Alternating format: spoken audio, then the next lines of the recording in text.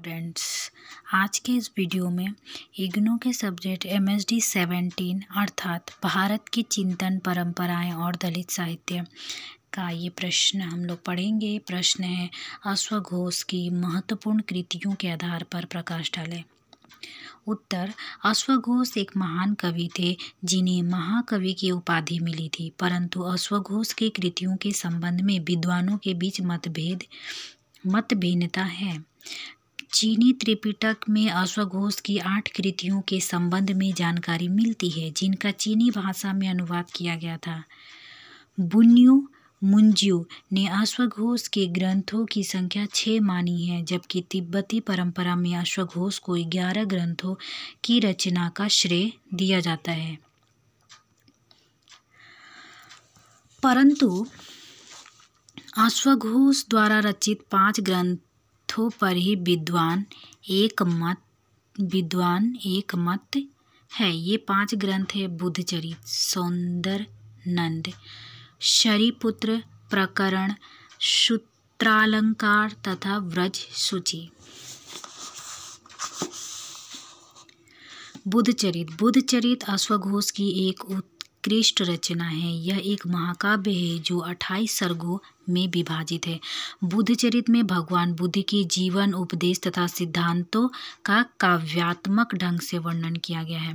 महत्वपूर्ण बात यह है कि बुद्धचरित भगवान बुद्ध के जीवन और कार्यों पर लिखा गया प्रथम संस्कृत महाकाव्य है। बुद्धचरित में अश्वघोष ने बुद्ध के जीवन के सभी पहलुओं पर बड़ा ही रुचिकर वर्णन किया है।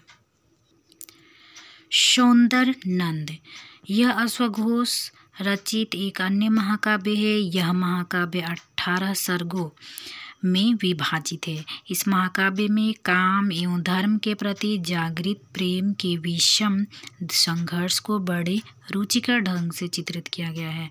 वास्तव में सौंदरनंद एक अद्भुत महाकाव्य है। इस महाकाव्य की कथा का आधार पाली साहित्य से उपलब्ध होता है। अश्वघोष ने नंद की कथा को प्रभावकारी ढंग से प्रस्तुत करने का प्रयास किया है, जिसके कारण मूल नंद की कथा अश्वघोष द्वारा रचित सौंदर नंद की कथा में कुछ अंतर आ गया है। तीसरा है शरीपुत्र प्रकरण। यह अंकों में वीरचित एक प्रकरण है। इस नाटक में भगवान बुद्ध के शिष्य शरीपुत्र की बौद्ध धर्म में दीक्षा का प्रसंग नाटकबद्ध किया गया है।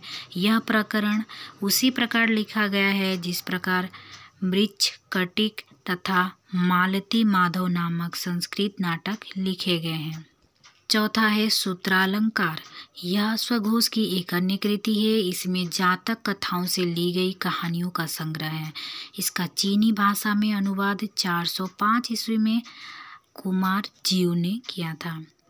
नंबर 4, व्रज सूची। यह जाति प्रथा के खंडन से संबंधित ग्रंथ है। रामायण, महाभारत, पुराण तथा स्मृतियों में जिस वर्ण व्यवस्था तथा जाति प्रथा का उल्लेख किया गया है, इस ग्रंथ में उसी का खंडन किया गया है। वर्ण व्यवस्था के लिए यह ग्रंथ व्रज के समान बताया गया है।